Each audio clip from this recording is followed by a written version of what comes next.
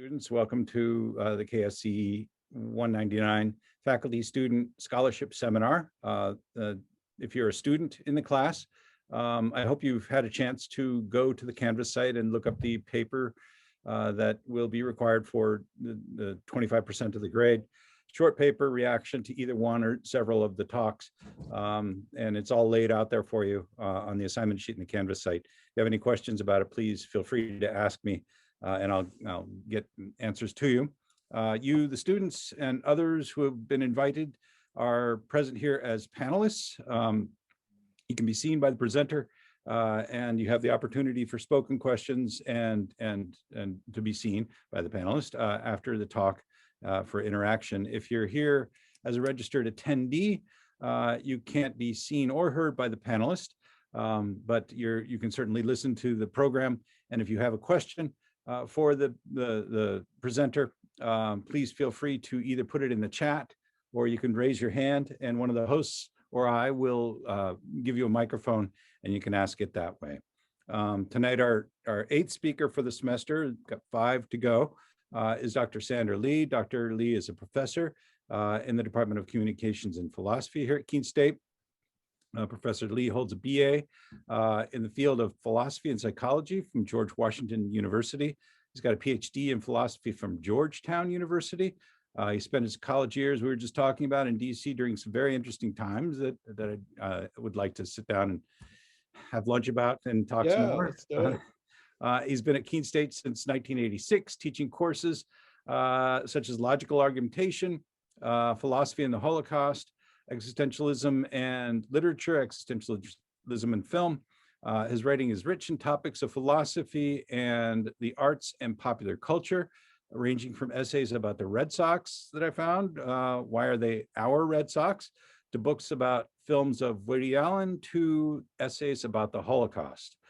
Tonight, Dr. Lee is going to be giving a talk about Elia Kazan, a Hollywood director who is famous, I guess, as sort of a go-to guy for playwrights looking to turn their works into films. He's also famous for other things that you'll find out about. Dr. Lee's talk is titled Elia Kazan and the Hollywood Blacklist, Some Philosophical Reflections. I'll hand it over to Sander and return at the end of the talk to help with questions and to sign us off. With that, Sander Lee, please. All right, thank you very much. I'm really happy to be here. I timed myself this afternoon. It should be exactly 45 minutes for the talk. So if you can't take any more, you can look and see how much time is left. If anybody, in the unlikely event anybody would actually like a copy of the paper, I'd be happy to email it to you. Just let me know and I'll send it to you. So I'm going to share the screen. I have my level of technology here is that I'm going to show you still pictures while I talk, which is still more interesting than looking at me. Can everybody see this picture here? Yep. Yes. So Yep. This is a picture of Elia Kazan, who I'm talking about. And this is him surrounded by his colleagues from the group theater. And the picture was taken in 1938. So I'll begin. Okay, gotta move things around. All right. A story is told that in 1955, after Arthur Miller had finished A View from the Bridge, his one-act play about a Sicilian waterfront worker who in a jealous rage informs on his illegal immigrant nephew, Miller sent a copy to Elia Kazan, who had directed his prize-winning smash Broadway hits All My Sons in 1947 and Death of a Salesman in 1949, but had broken with him over the issue of naming names before the House Un-American Activities Committee. Quote, I have read your play and I would be honored to direct it, unquote, Khazan is supposed to have wired back. You don't understand, Miller replied. I didn't send it to you because I wanted you to direct it. I sent it to you because I wanted you to know what I think of stool pigeons, unquote. In April 1952, Elia Kazan appeared before the House Un-American Activities Committee and named names. Although he refused to do so in an earlier appearance in January 1952, this time, having been warned by friends that his film career was in jeopardy, he testified against many of his colleagues, including Clifford Odets, J. Edward Bromberg, and Paula Miller. later married to Lee Strasberg. In all, he named 8 people. While he is far from the only one to turn in farmer, his case garners the most attention for a variety of reasons. And let me see the easiest way for me to change the slide here. Okay. Where is the, I'm sorry. This first time should be the longest time doing this. Okay, so here are the slides, and there we go. So this is the newspaper article about his testifying. First, Khazan, known as Gage to his friends, was a longtime member of the leftist theater. We still see the old slide. I think you're going to need to scroll in and share the new slide that you've selected. How do I do that? These slides are not of incredible importance, so we can. Well, if you go to the share screen function, it'll give you an array of different. Okay, share and screen. The one that you want will be there to choose from, I think. Okay, let me do this, and let me go back to that, and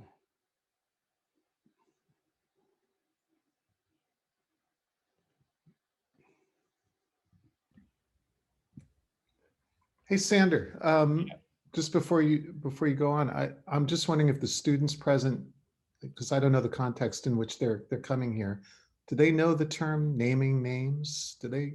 I will explain. Okay. So the 45 minutes is now vastly expanding.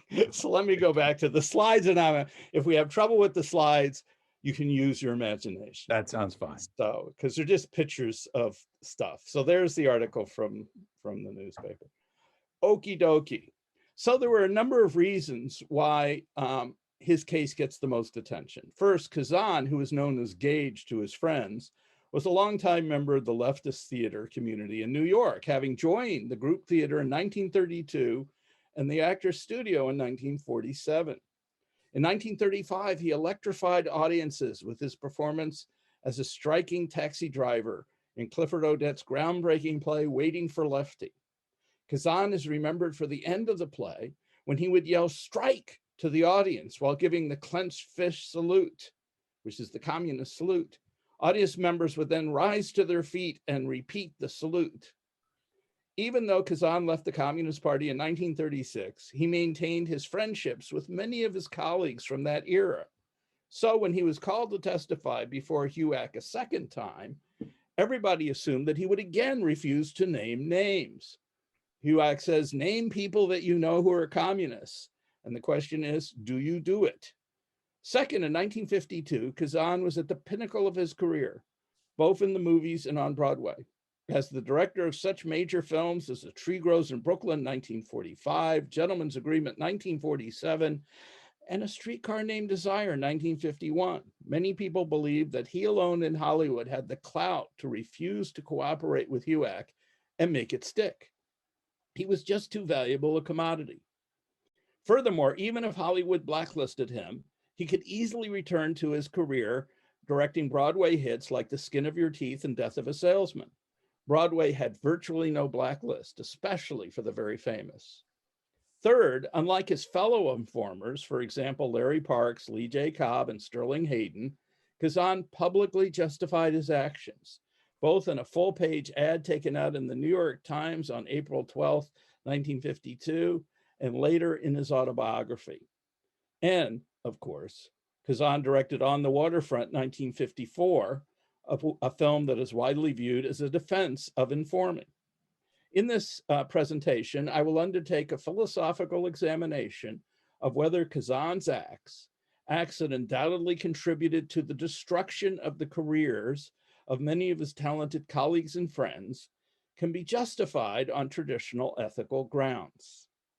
A common distinction made in ethics is between a deontologist and a teleologist.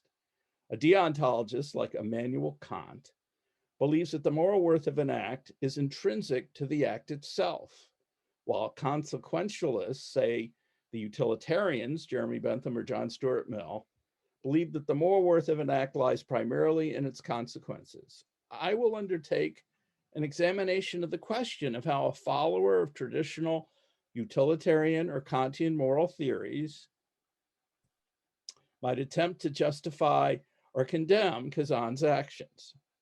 I will then explore the question of how the themes of two movies, Kazan's On the Waterfront and the film High Noon, generally seen as an attack against informing, contribute to the debate on this issue. Having examined all sides of this ethical issue, I will argue that it is fair to conclude that Kazan's actions in testifying to HUAC were not morally justified on the basis of either traditional ethical theories. Finally, I will raise the question whether this conclusion means that we should boycott Kazan's films and or deny him the accolades his works so richly would otherwise deserve. So I've decided I'm going to let you look at me instead of looking at these slides that I can't get going. Oh. I'll show the slides during the Q&A. Okay. So let's start off talking about what Kazan argued. Again, he took out a full-page ad in the New York Times, the only informer to do that. And he said, quote, "I want to make my stand clear. I believe that communist activities confront the people of this country with an unprecedented and exceptionally tough problem. That is, how to protect ourselves from a dangerous and alien conspiracy and still keep the free, open, healthy way of life that gives us self-respect. I believe the American people can solve this problem wisely only if they have the facts about communism, all the facts. Now, I believe that any American who is in possession of such facts has an obligation to make them known, either to the public or to the appropriate government agency. Whatever hysteria exists, and there is some, particularly in Hollywood, is inflamed by mystery, suspicion, and secrecy. Hard and exact facts will cool it. The facts I have are 16 years out of date, but they supply a small piece of background to the graver picture of communism today. I have placed these facts before the House Committee on Un-American Activities and without reserve, and I now place them before the public and before my co-workers in motion pictures and in the theater," unquote. Kazan believed that the Communist Party of the United States, which I'll call the Cpusa, represented a tyrannical threat to American democracy, based on his own experience as a member of the party from 1934 to 1936. He claimed that this gave him a diluted, quote, "taste of a police state," unquote, in which party members, quote, "attempted to control thought and suppress personal opinion," unquote. This taste was diluted only because one could choose to quit the party. While it's certainly possible to question Kazan's opinion of the Cpusa, for the purposes of this presentation, I will stipulate that he was correct. That is, that the Cpusa in the United States was controlled from Moscow with the purpose of destroying the liberties guaranteed in the Bill of Rights. The Cpusa was founded in 1919. At its peak in 1944, it had 80,000 members in the US. Although its membership was often divided by internal struggles, the Cpusa was, from its very beginning, a loyal member of the Communist International, called the Comintern. The Comintern's mission was to, quote, "struggle by all available means, including armed force, for the overthrow of the international bourgeoisie and the creation of an international Soviet republic as a transition stage to complete the abolition of the state," unquote. Controlled by Moscow, the Cpusa followed the, quote, "party line," unquote, shifting positions as instructed.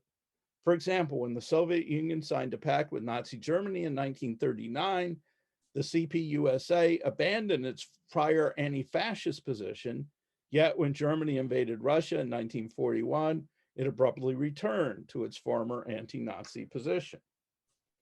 By the time of Kazan's testimony before HUAC, the American public was deeply afraid of the threat of a communist takeover. As the Comintern mission advocated the use of armed force to overthrow the international bourgeoisie, many felt justified in viewing the Cpusa as a lethal threat to American democracy. Joseph Stalin had shown himself to be a brutal dictator who oppressed his own people. and invaded other nations, in which he installed puppet regimes in places like Czechoslovakia, Hungary, Poland, and so forth. And with the aid of help of espionage agents such as Julius Rosenberg and Klaus Fuchs, the Soviet Union acquired the necessary technology to develop the atomic bomb in 1941. This was a time when US school children regularly practiced emergency procedures to be followed in the case of nuclear war, and many families felt the need to install costly fallout shelters in their homes. Members of Congress, such as Senator Joseph McCarthy and Representative Richard Nixon, terrified Americans with their claims of communist infiltration into all areas of American life, including the US government. In addition to the trials of Soviet agents such as Julius and Ethel Rosenberg, the nation was riveted by televised congressional hearings into the communist threat. In 1950, a State Department official named Alger Hiss was accused of being a member of the Cpusa by a former party member named Whittaker Chambers. Hiss vehemently denied this accusation under oath and was eventually convicted of perjury. Files only made available after the fall of the Soviet Union have showed that Hiss was indeed a Soviet agent. Given all this, Kazan argues that the democratic way to combat the threat of the Cpusa is to publicly reveal all one knows about its operation, including the names of those who are current or former members. Kazan gave these names to HUAC, knowing full well those people would most certainly be or continue to be blacklisted. To be blacklisted meant you could not get a job. In Kazan's view, unless they were willing to confess their Cpusa activities and name names as he did, they deserved to lose their careers. The danger of allowing them to continue to insert pro-communistic propaganda into their films overrode any right that they may have had to freedom of expression. He would argue while the Constitution guarantees them the right to hold any political views they wish, it does not guarantee their right to work in the film industry. To further strengthen Kazan's argument, let's imagine that instead of communists, we were talking about Nazi Party members in 1939. In that case, it's easy to imagine that many on the political left would have been willing to require members of the film industry to answer HUAC's questions at the risk of their careers if they refused to answer. So first, I'm going to look at utilitarian arguments for and against Kazan's position. I'm going to look at both sides. I will come to my own conclusion, but I want to let every side be presented. The utilitarian principle states that, quote, actions are approved when they are such as to promote happiness or pleasure and disapproved of when they have a tendency to cause unhappiness or pain, unquote. Using this principle, Kazan could argue that naming names promotes happiness in that it contributes to the struggle against the threat of communist subversion of the American system of government. As a former party member, he believed this threat to be real, especially in the areas of public entertainment with its opportunities for promotion of communist propaganda. How effective was the US government's attack on the Cpusa? As mentioned earlier, in 1944, it had 80,000 members in the US. By 1962, as a direct result of investigations like those of HUAC, membership was down to only 5,000. Kazan's testimony played an important role in persuading his colleagues in the entertainment industry to renounce their Cpusa memberships or to flee the USA altogether for other countries. On the other hand, by naming names, Kazan harmed the people he named. He must have known that even those who were not directly blacklisted because of his testimony would suffer irreparable harm given his important position in the movie industry. And who can account for the psychological damage done to one-time dear friends and colleagues who regarded such testimony as nothing less than a lifetime betrayal? Kazan could respond to this in two ways. First, as we have already seen, Kazan argues that, quote, I believe the American people can solve this problem wisely only if they have all the facts. Now, I believe any American who's in possession of such facts has the obligation to make them known to the appropriate government agency, unquote.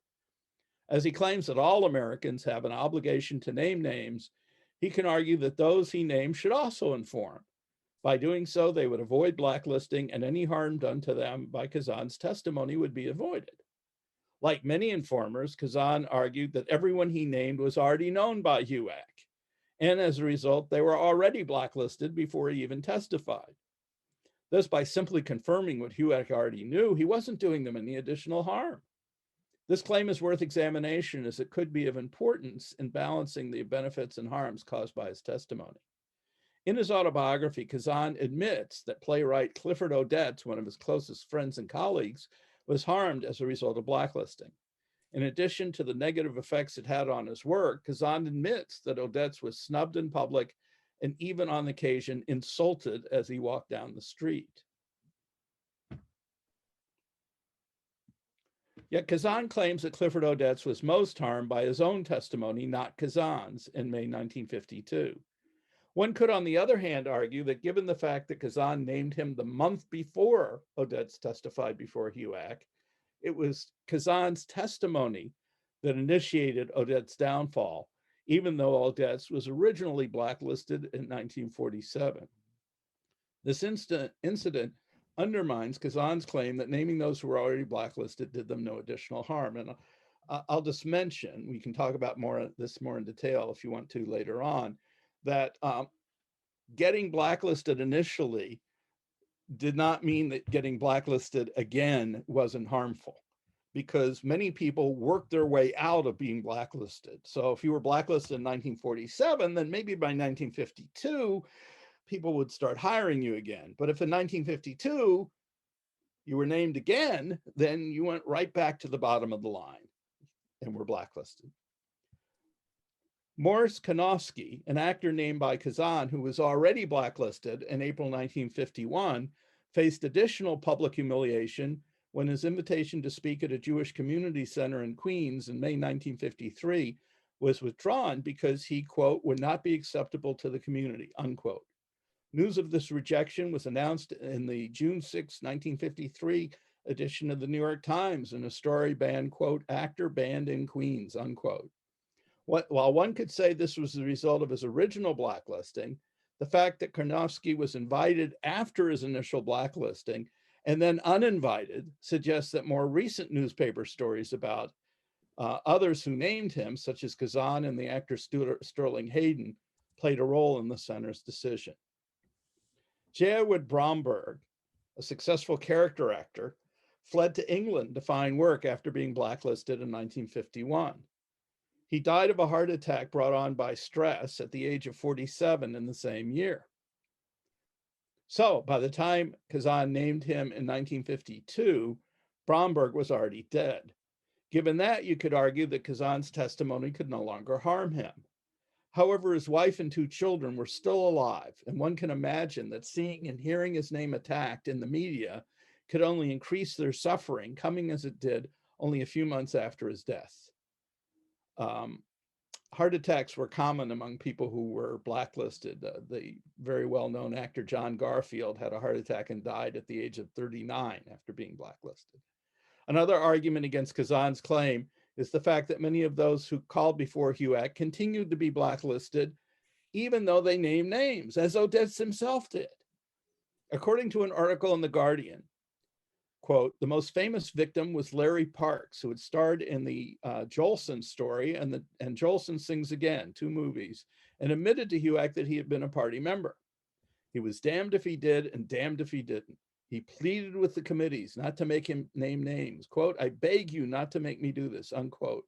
And when he finally did succumb in tears, he found his contract and his chances of a 3rd Jolson movie canceled, and himself a virtual pariah in the film community for a long time. So in other words, there was no strict rule here. You could name names and still be blacklisted. There are additional arguments that can be made against Khazan's position.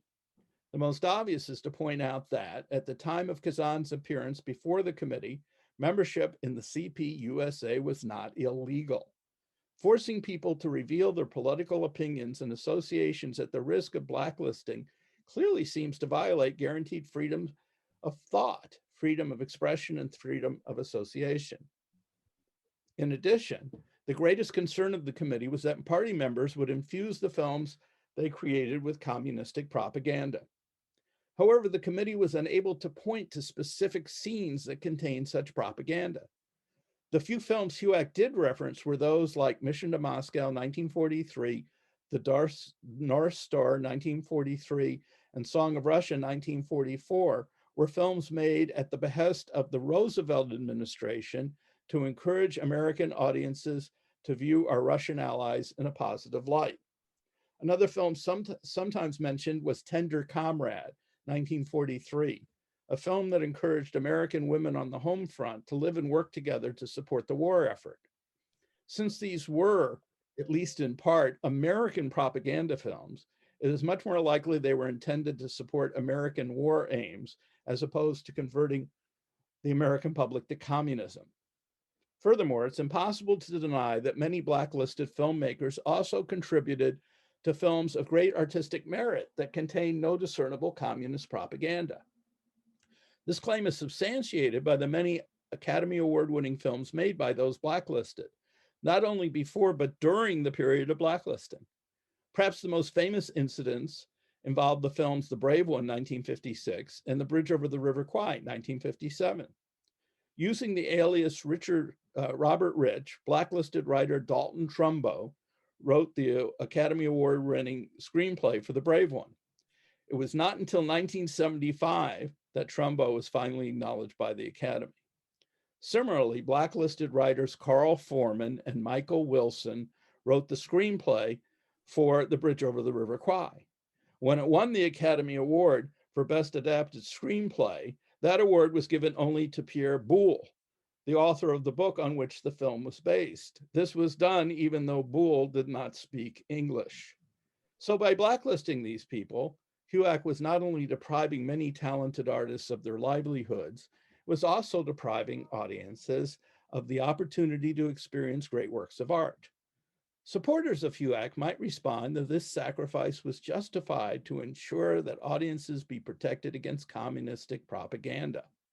However, one could argue that it would have been more effective and fairer to judge films after they are made, rather than preventing films from being made by blacklisted artists beforehand.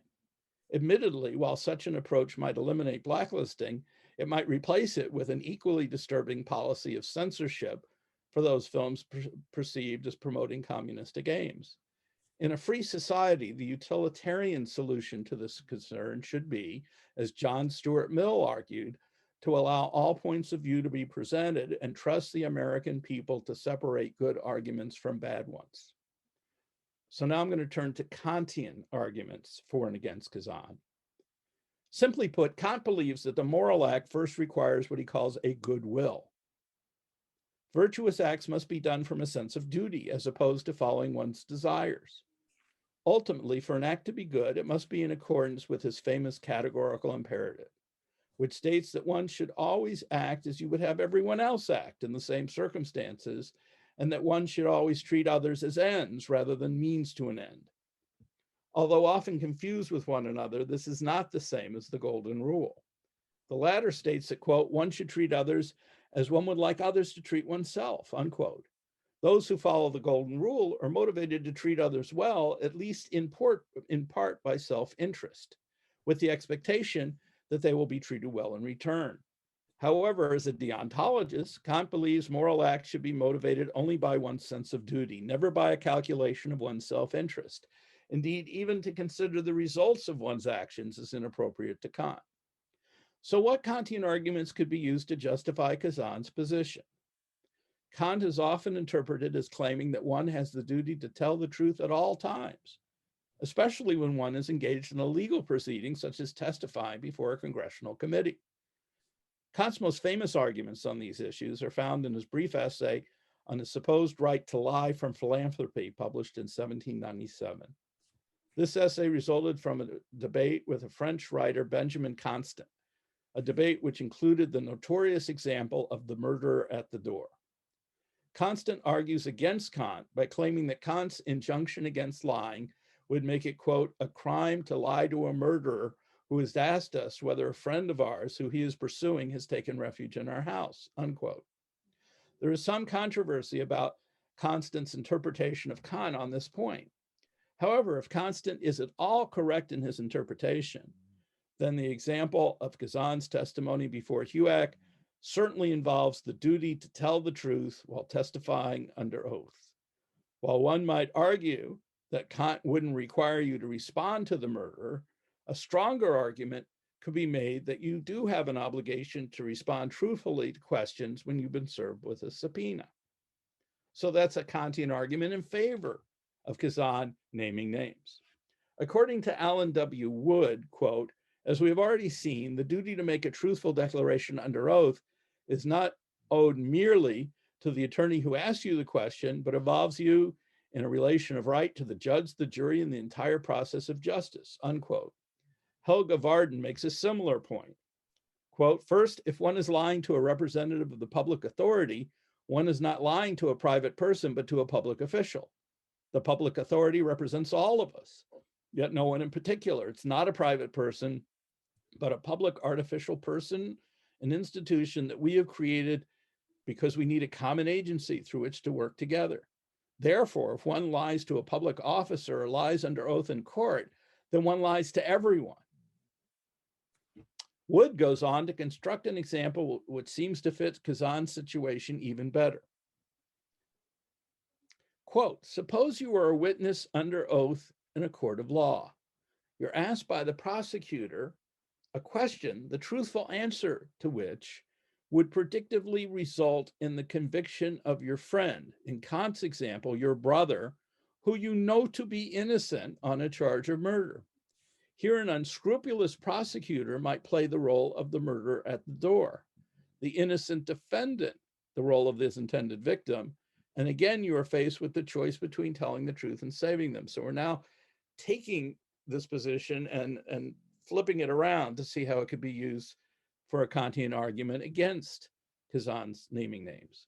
This is fairly close to Kazan's actual situation, where the prosecutors are unscrupulous members of HUAC, and the friend is a colleague that you know to have been a communist, Clifford Odets. Here, even if Kazan believed that Odets was innocent of any actual crimes, and even if he has no wish to harm his friend, he still might feel required to name him. So what would be the primary Kantian arguments against Kazan's position? Returning to the example of the murderer at the door, Wood offers an argument that would seem to allow one to at least refuse to answer HUAC's questions or even lie to HUAC. He states, quote, it is clear both in Constant's essay and in Kant's reply that the real issue is the duty to speak truthfully in declarations in political contexts and the alleged limits on this duty, unquote. Wood goes on to argue that a question whose truthful response you know would be wrongfully used does not necessarily deserve an answer. And in cases where you must answer, for example, when you're subpoenaed to appear before HUAC, it could be argued that Kant would even justify lying. Wood presents the following quote from Kant. This is a quote from Kant to support this claim. Quote, I can also commit a falsehood when my intent is to hide my intentions from the other, and he can presume that I shall do so, since his purpose is to make wrongful use of the truth. If an enemy, for example, grabs me by the throat and demands to know where my money is hidden, I can hide that information since he means to misuse the truth. That's still no lie. From this, Wood concludes that, quote, sometimes Kant describes this situation, or one very much like it, in terms that would make it permissible even to make a false declaration and thus tell a lie. This is the one possible exception to the proposition Kant otherwise seems to view as analytic, namely that lying is wrong, unquote. The question here is whether the situation faced by those called before HUAC was sufficiently similar to the example just described. If one believed, as so many did, that HUAC had no legitimate grounds for requiring citizens to inform on their friends, then there was no duty to testify. Furthermore, if one also believed that HUAC would make wrongful use of the information they demanded, then the situation would be sufficiently similar to Kant's exception to the rule against lying.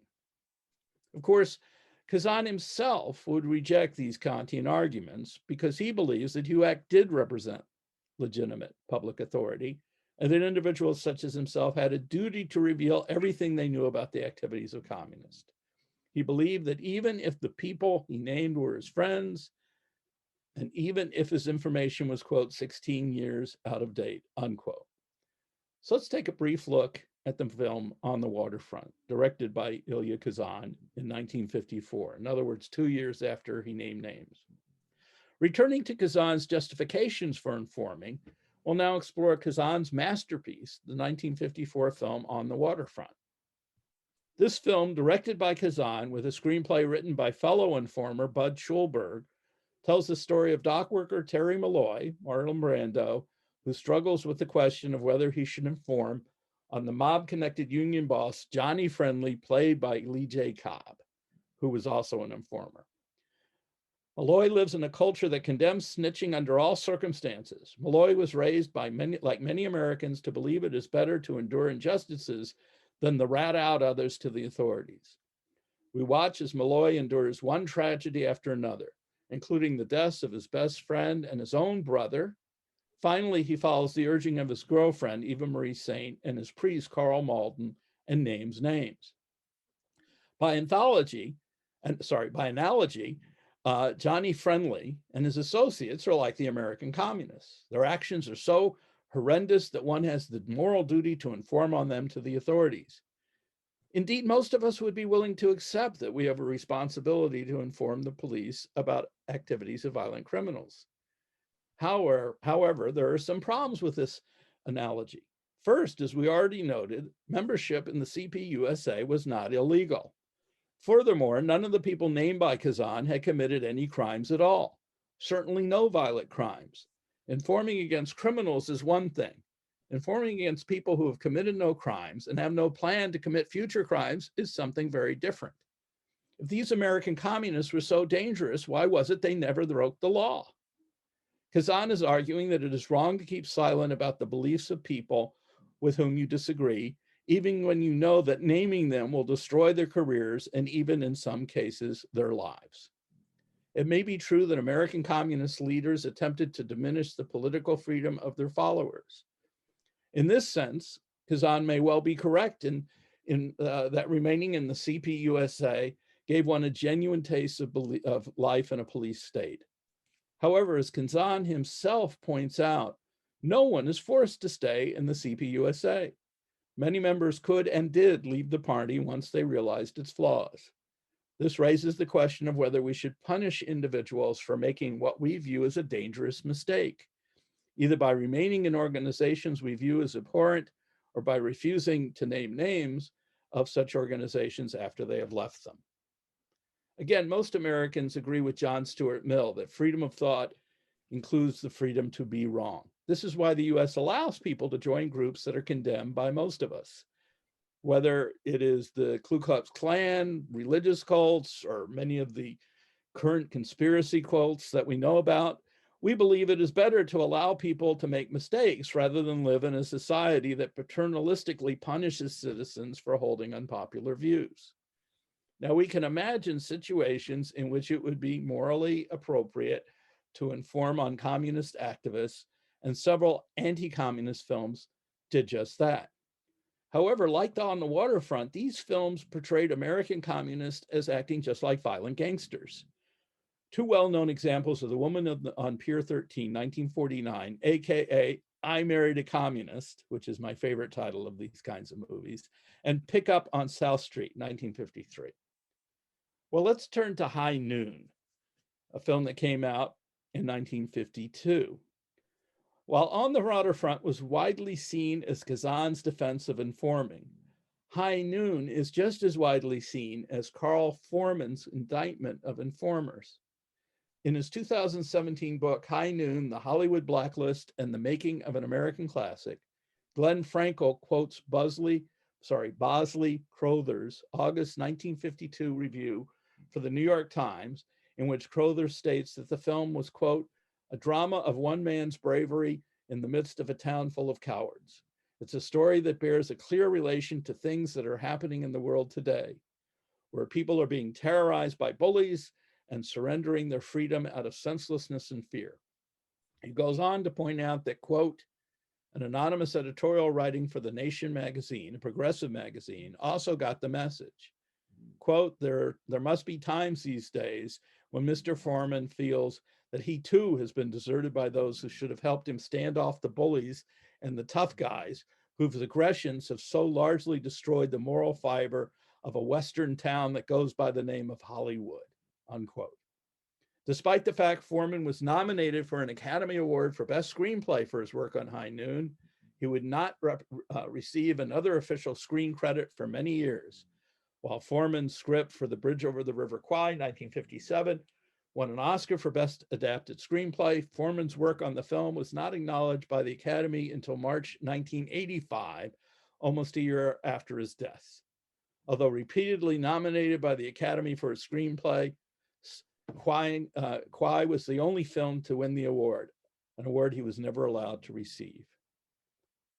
New York Times story, quote, Oscars go to writers for Kwai, unquote, by Al Jean Harmos, published on March 6, 1985, gives the following account of Foreman's decision not to inform. Quote, Mr. Foreman was willing to admit he had been a communist and disillusioned had dropped out of the Communist Party in 1942.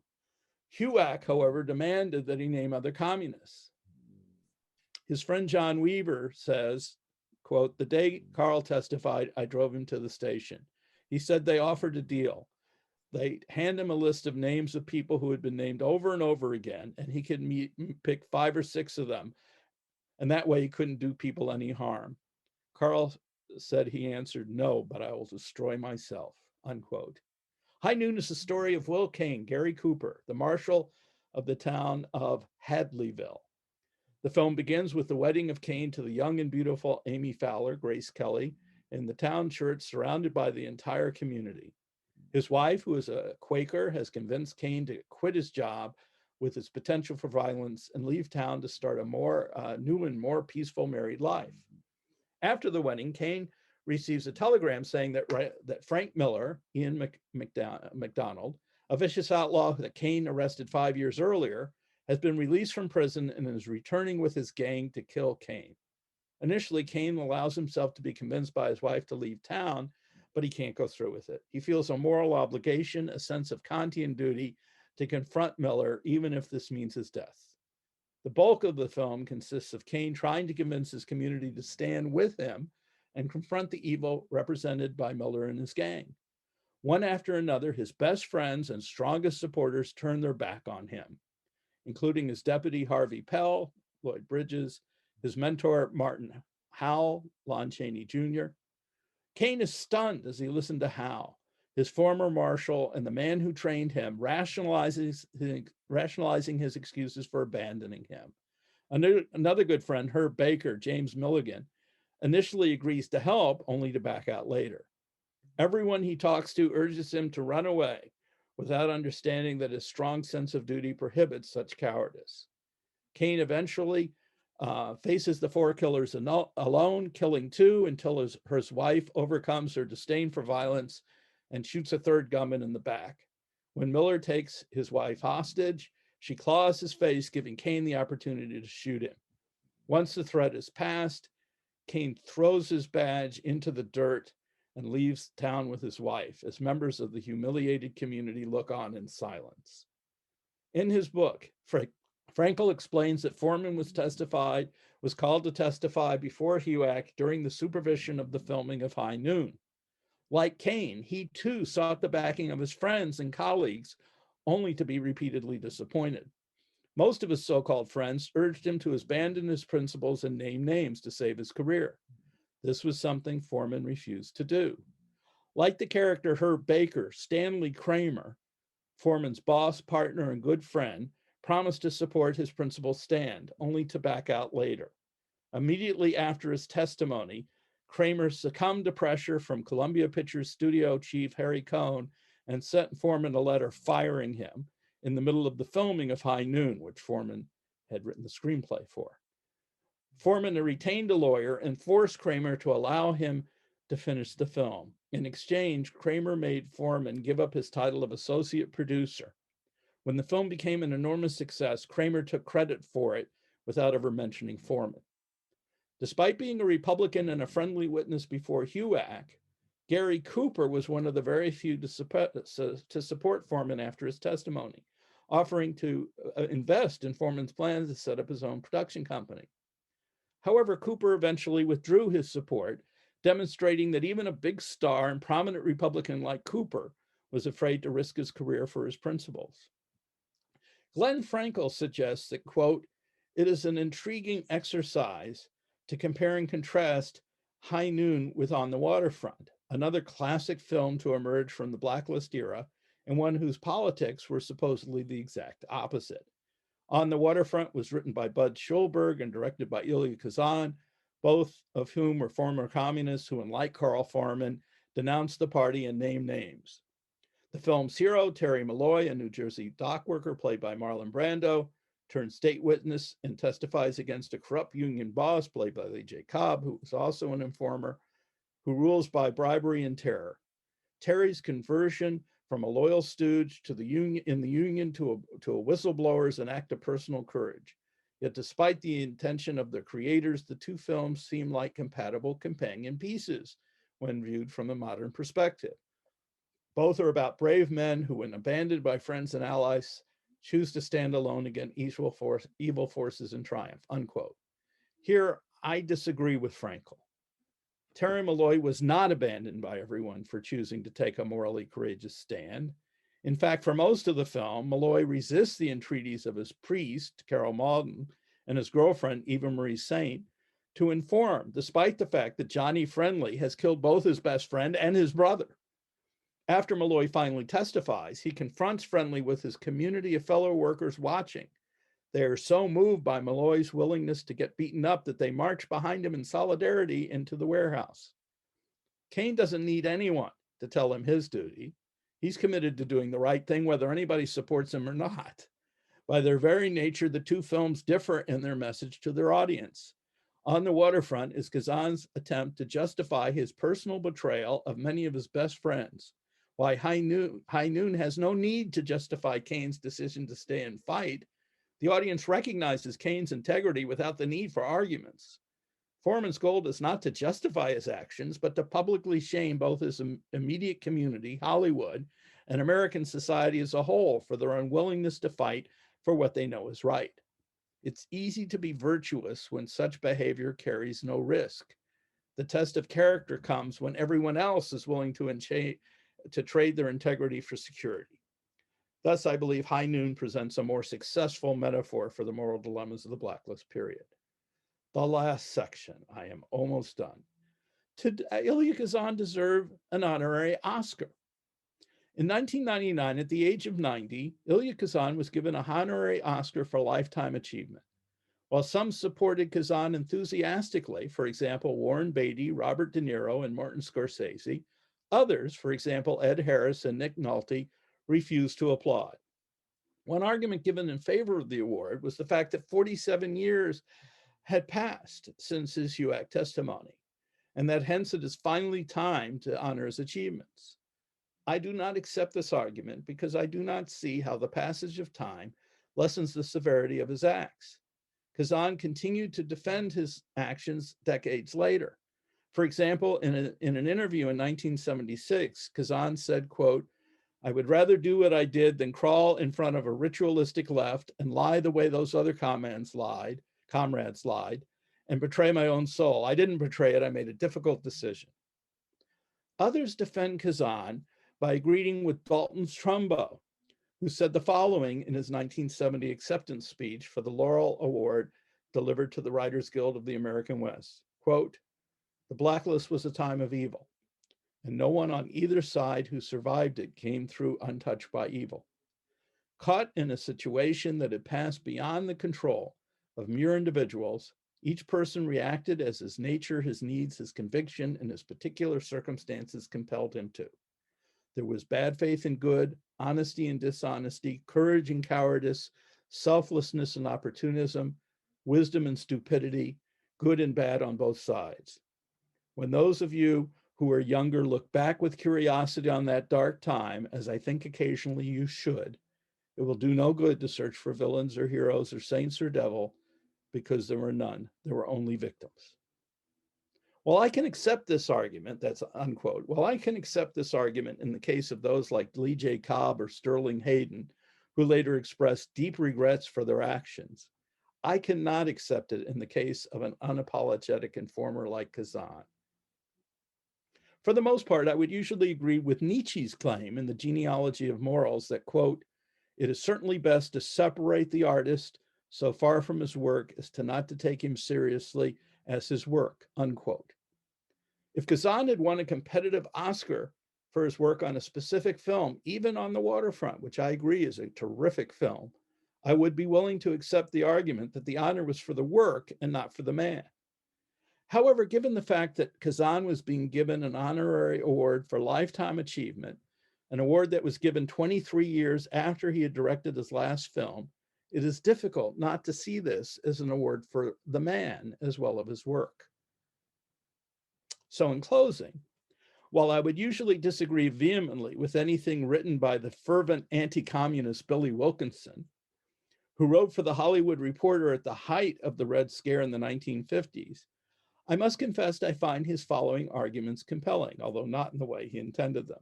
Quote, "Some of the Guild crowd are giving out with the argument that a man's literary talent and his writing accomplishments have nothing to do with his politics or vice versa," unquote.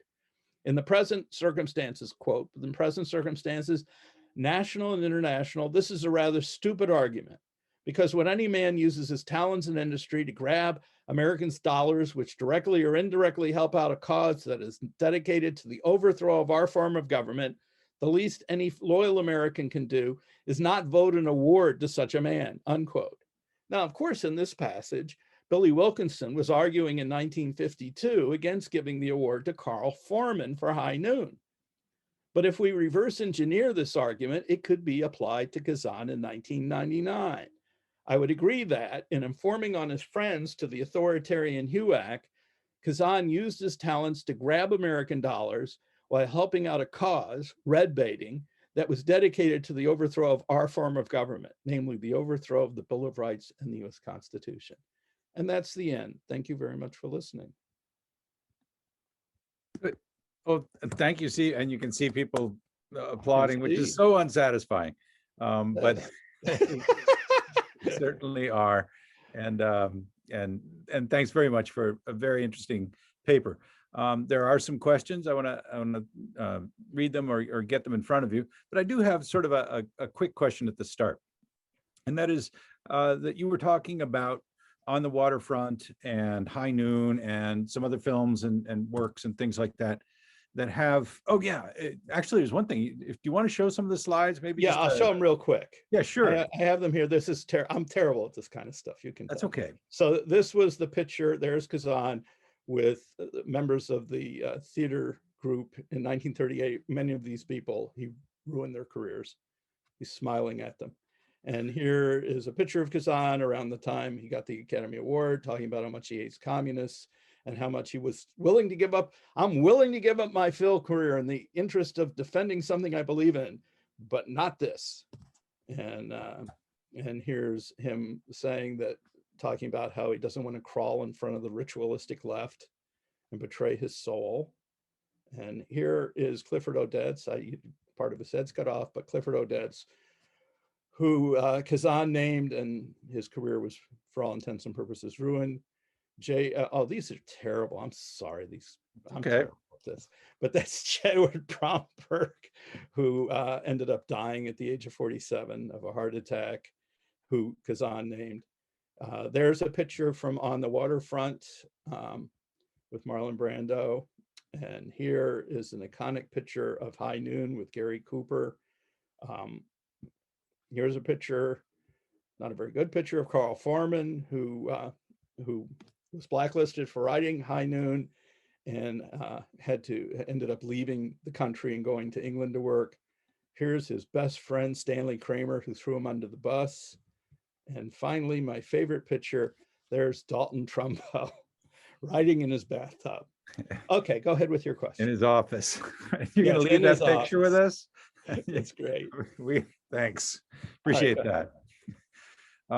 So I guess my quick question, and then we can move on to the others, is you mention all these films and you talk about their allegorical meaning. And I have seen these films and I was never aware of the context of, the blacklisting period and HUAC and all that other stuff. So the allegorical meaning went right by me. And I'm wondering if the the audience at the time, the contemporary audience back then, actually did see these as commentary on HUAC and what was going on, and they understood what the subtext was.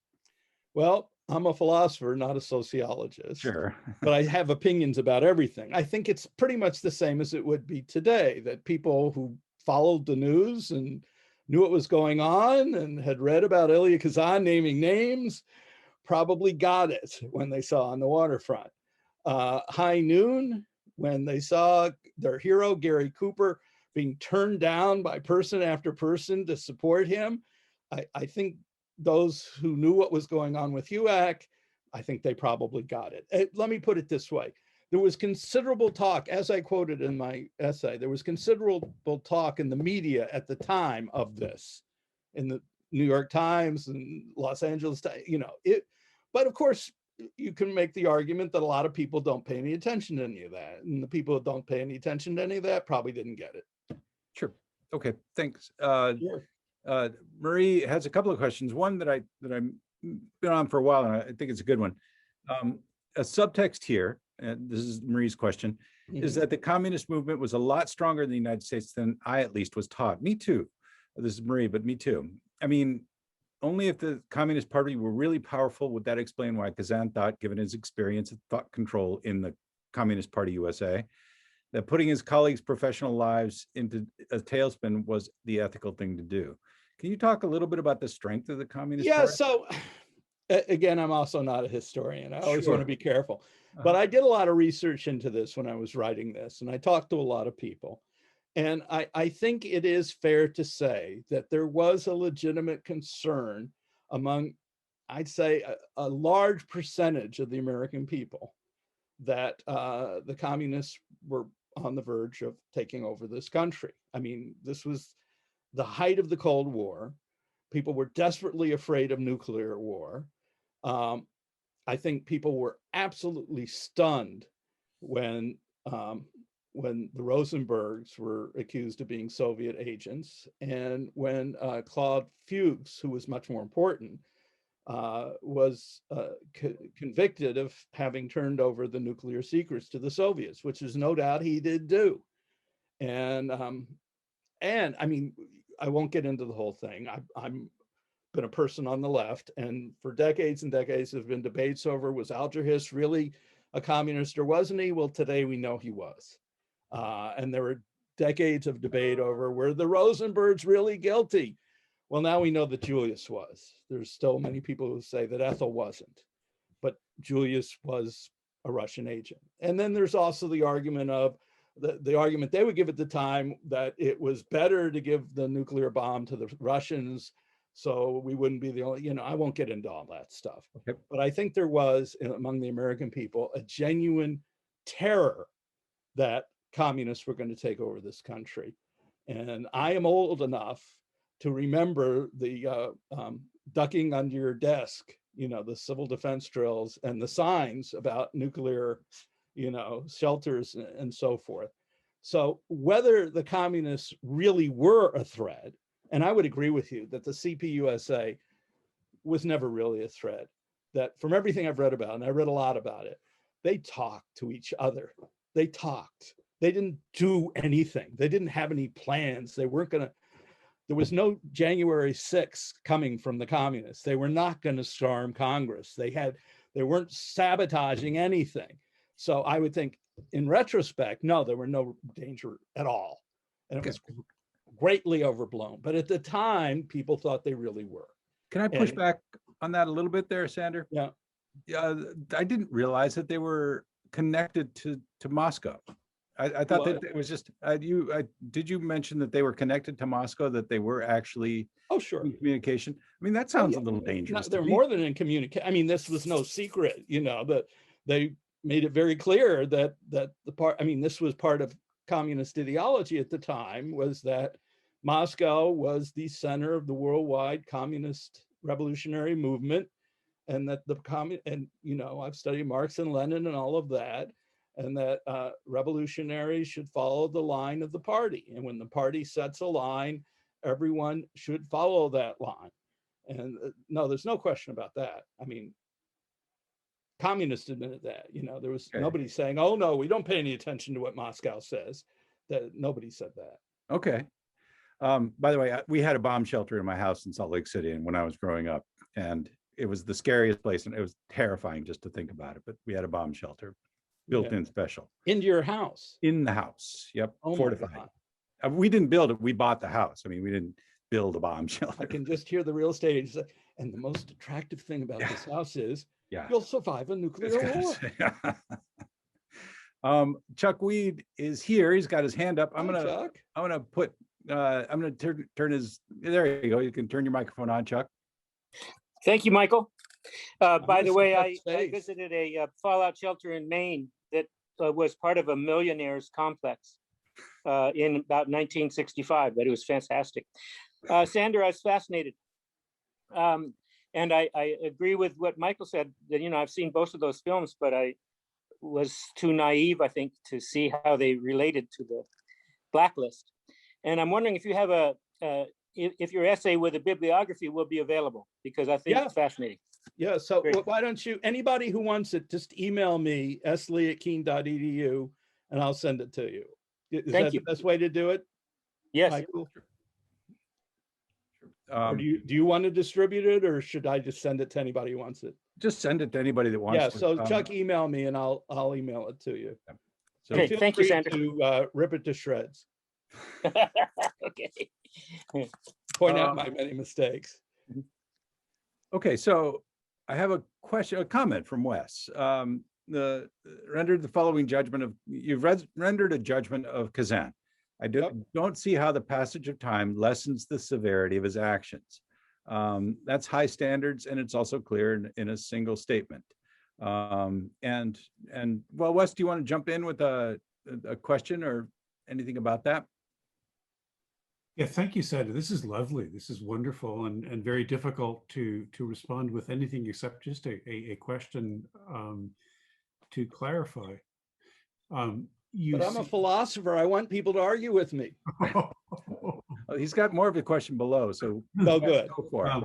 So here's my question. Do you tend to apply deontological standards to most matters in history? Because my concern as a teacher of political philosophy is that I encounter cultural and temporal relativism at every turn, and I'm floored by it, dismayed by it, and I reject it. And I just wonder how much company I've got. Well, what I wanted to do, and tell me if this isn't responsive, but what I wanted to do was, as you can tell, I end up condemning Khazan. But I really did not, I'm telling you the truth, I really did not know before I started writing it that I would do that. I mean, my presumption had been that I probably would, but I wanted to take the two, and Wes, you might disagree with this, but what I see as being the two most popular Western ethical theories and apply them to what Khazan did. What I wanted to do is see if it would be possible to construct a persuasive argument justifying Khazan. And so I use the utilitarians and the Kantians because those are the two ethical theories that are often used. I could have used virtue ethics. I could have used Aristotle. There are number of other popular ethical theories, but those are the two that I think are most common. And I tried. So if I didn't do this, then I failed. I tried to make out plausible arguments to defend Khazan, even though I end up condemning him. I think someone reading my article could end up saying, well, you know, I think Khazan's arguments are convincing. So there are some positions where there are just no arguments you can make for the position. It's clearly wrong. And I am willing to concede that there are arguments that could be made for Khazan that might be persuasive to some people. But am I addressing what you're asking at all? I'm not sure. No, you are. You're addressing wonderfully. I just before your presentation, I had a 2-hour class on just war theory and Michael Walzer's canonical work on just war, and my through line question throughout the course and in creating the course boils down to this: what are the things that we will not ever do? Mhm. If we give ourselves permission to do anything, then I think we're lost, both as a species and as a civilization. And I would see that as a Kantian argument. Yeah. And I find that the older I get, the more Kantian I get. And by the way, I'm not saying that either Kant or the utilitarians are right. I'm simply saying they're two of the more popular ethical theories. I'm more of myself, a Sartrean existentialist, but existentialism is too complicated to apply to an issue like this in 45 minutes. That's your takeaway quote from the right. I picked theories that I could explain in a shorter period of time. Larry's got his hand up. So Larry, you want to jump in with a question? Yeah, hi. Hey, Hi. So thanks so much for doing this. This is really, for me personally, I just want to say that my parents had to testify at the House Un-American Activities Committee. Really? And you and I have never talked about it. And I don't talk about it with anybody because it's scary. It was so traumatizing for my parents. Yeah. Back then, my mother, I think, was 21 or 22 years old. She was, oh my God. My dad had to get a security clearance at Los Alamos, and then the shit hit the fan with things that, they thought were just normal New York life, which, I didn't know you grew up in Dallas, but, it's, my grandfather was a member of the American Labor Party, which elected a congressman, things like that came out that the FBI had collected. My mother was head of Hunter High School students for Henry Wallace when he was running for president. Yes, these things came up in her FBI. Yeah, this like FBI file of craziness. But it's kind of inspired me to, I feel like I'm coming out, like like coming out if you're gay or something like that. It's weird because my mother hid the transcripts in the closet and was it just was an awful experience for her.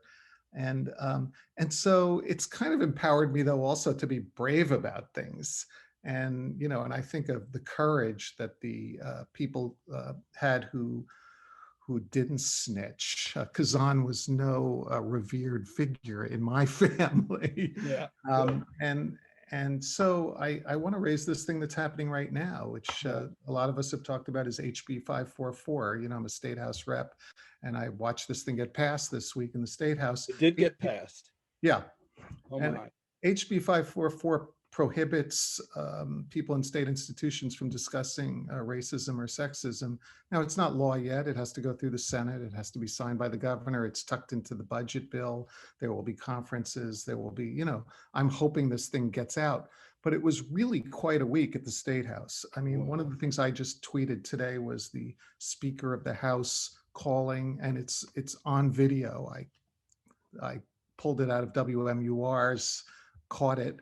The speaker calling a woman state house member a bitch this was in the state house. Great. He goes off mic and he goes, "Oh, what a bitch." This is the guy who's saying there's no sexism, so you can't talk about it. And so I guess the question about bravery for all of us, especially for those of us who are college professors, is if HB 544 becomes law, what's the philosophical imperative here? I mean, from my point of view, we say, we're going to have to defy the law because we can't not talk about these things. Now, saying that we're going to defy the law means that we could lose our jobs as professors. And then I think about that. And of course, I'm more of a Skinnerian. So I think, well, Larry, the consequences for you aren't as bad as they are for, say, Harlan, who's here. Harlan's younger. He's got he's got to feed his family and put his kids through college. And I'm like an old guy, and I could walk away from this job and still be okay. Or you could too, Sandra or Wes. But I'm wondering, where are we going to be at if this goes down? And what's your analysis? It seems that it should be subjected to some sort of ethical analysis. Right. Well, basically, I believe in academic freedom, and I believe that when it is appropriate to talk about these topics, that we have an obligation to do so. if it's in the context of, you know, someone in, I don't know, math was talking about those things in a way that didn't seem appropriate to the subject matter of the course, then, you know, I could see them not doing that anymore. But as a philosopher, I have to talk about that stuff. Now I do, as you can tell, I believe strongly in giving arguments, plausible arguments on all sides of an issue. But saying we can't talk about racism, you know, that's just not possible. You can't teach philosophy and make talking about racism taboo. And so, you know, I think there's an obligation to continue to teach it. But on the other hand, and that was something I hope came out in my essay, that there is the part that you're talking about of people who are younger, who have to support their family, who we all know how hard it is to get a tenure track job teaching, you know, or an adjunct job teaching, and how many sacrifices you make to get in that position. And I have enormous sympathy for people. You know, I don't think people should necessarily be expected to sacrifice their whole lives and their family for something like that. I think it's an individual decision. The way I talked about it in the paper was Lee J. Cobb, who some of you who are old like me remember. He was everywhere. He was in everything. That his family was in dire financial situation. They had health problems. He desperately needed to keep working. And so he named names. And then as soon as it was safe in the early 60s, he came out and publicly apologized and said, it's the biggest regret of my life, but I had to do it.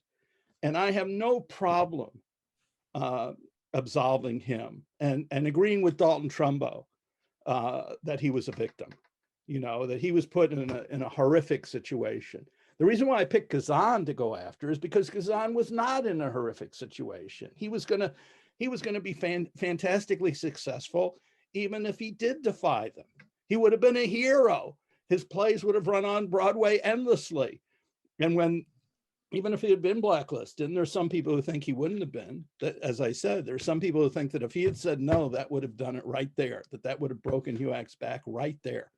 But even if he had been blacklisted, he could have continued on Broadway. And in 1962, he could have gone back to making movies. And he would have been a hero, and he would have gotten a Life Achievement Award and deserved it.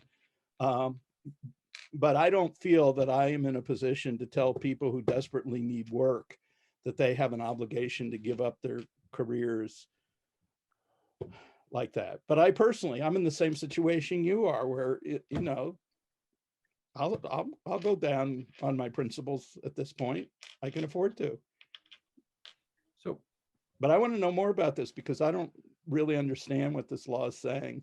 And well, I'm not sure this is the right forum to talk about it, but I would like to know more about exactly what it's saying. It is hard for me to believe that they're actually telling professors that they cannot talk about topics. I mean, there are courses on racism, right?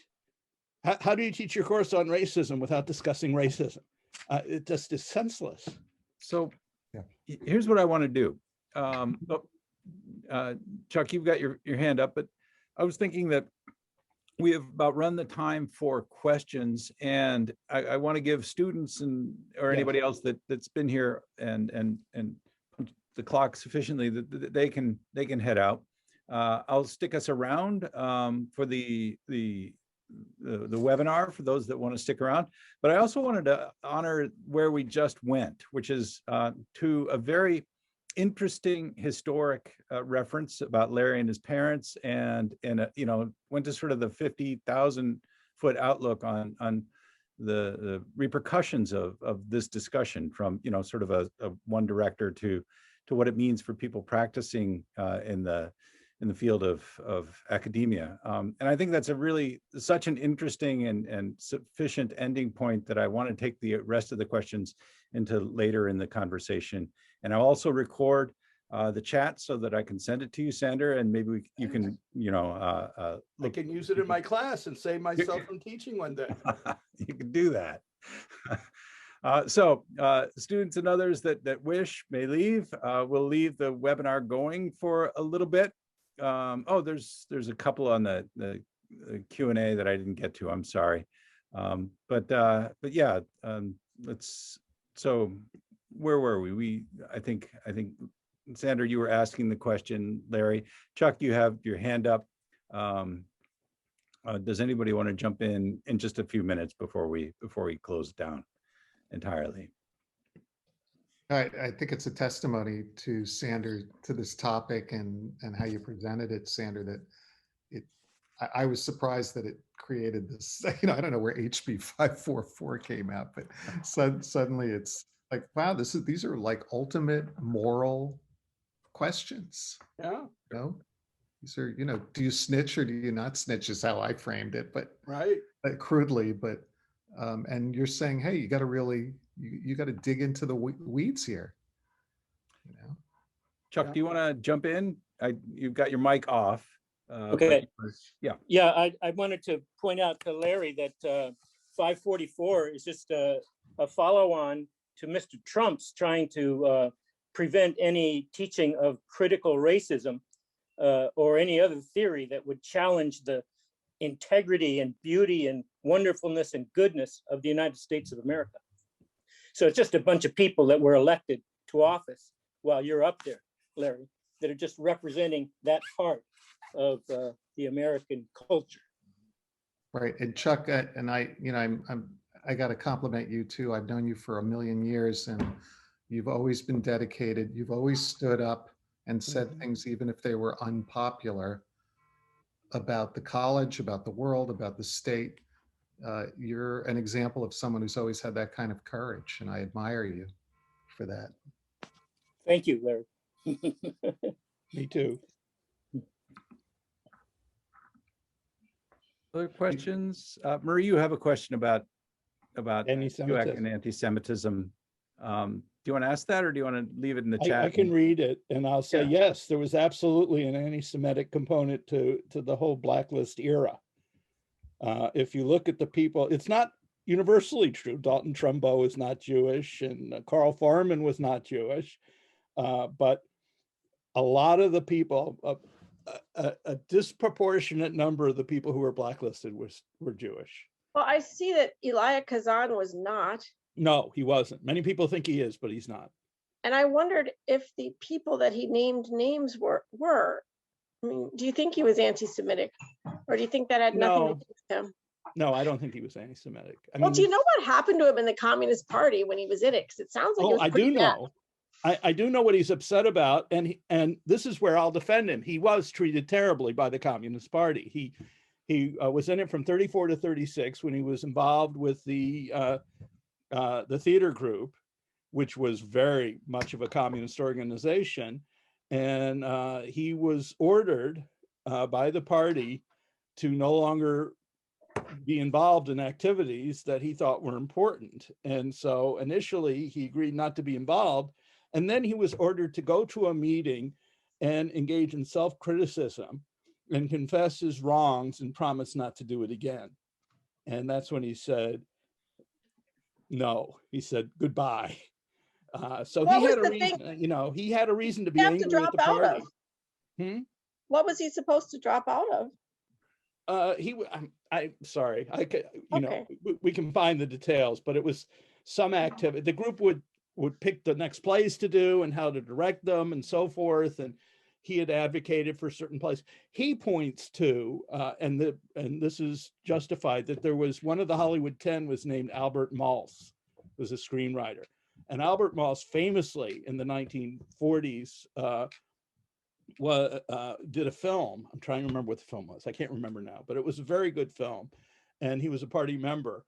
And he was ordered by the party. Oh, he wrote an article that appeared in a communist publication in which he argued in favor of literary freedom, that artists should be allowed to express their views without getting permission from the party.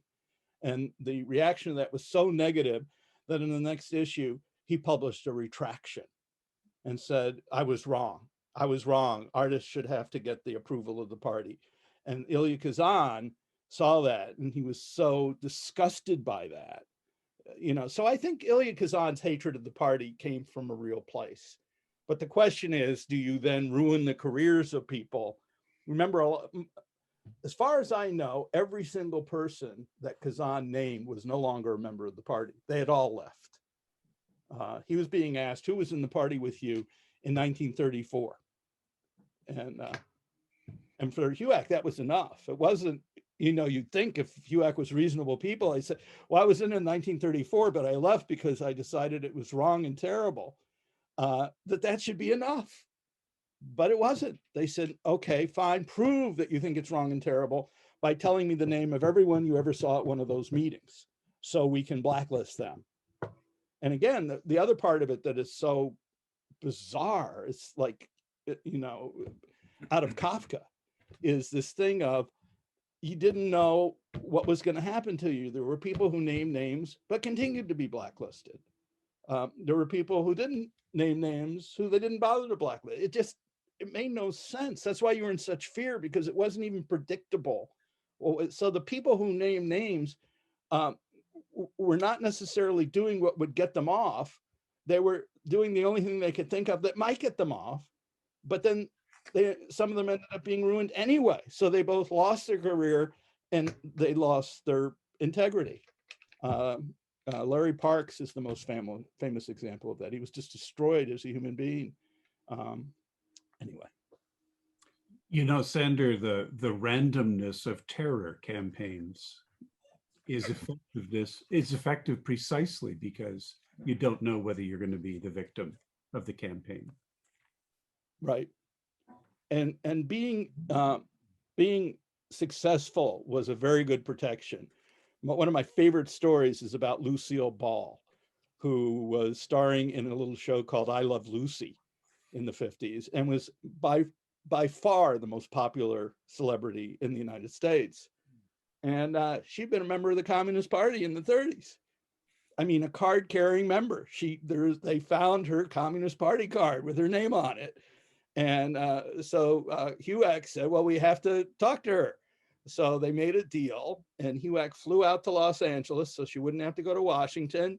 And she went in, and her excuse was, well, my grandfather was a communist, and I always thought it was crazy, but my grandfather begged me to join, and I love my grandpa, and so I joined. And HUAC said, that's fine. And the next day, Desi Arnaz, her husband, held a press conference and said, the only thing red about Lucy is her hair. And so she got off, even though there was more evidence against her than there was against many of the other people whose careers they ruined. So you've blown my mind. You'll never look at I Love Lucy the same way. I will never look at I Love Lucy the same. I can't. Look, I'm going to say let's continue this sometime over lunch, coffee, something like that when we can, which will be soon. So anybody who wants to keep talking about this, just contact me and we'll, Zoom, or I've had both my shots. I can go get coffee. There you go. And morning cookies, late morning cookies. And cookies. But Larry, I would definitely like to get together. Yeah, we got to talk. We got to talk. Thank you so much. I've had a really good time. I know the purpose of this was to give me a good time, and you did. Thank you very much. Sure. Thanks, Sarah. Bye. Good night, everybody. See you next week.